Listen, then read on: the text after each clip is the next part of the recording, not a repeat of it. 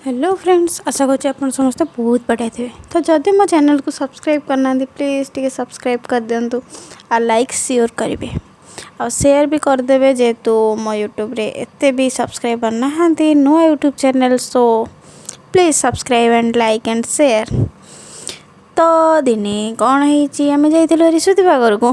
तो आपन देखुए सी आम घर को अच्छे। तो आम जाइली घर को आगुरी जाए तो कि समय जाई हो नथिला। तो गलापर ये बहुत सारा मजा मस्ती पर से दे देथिला खाइबा को मु खाई देथिली।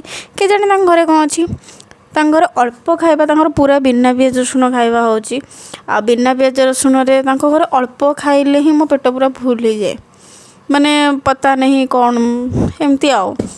तो मुझे जानी कौन पे हुए तो बिना पियाज रसुण बोली टिके तांकर बेसी ठाकुर को बेसी मानती कि कौन से जो अल्प खाइले ही मो पेट फुल हो जाए।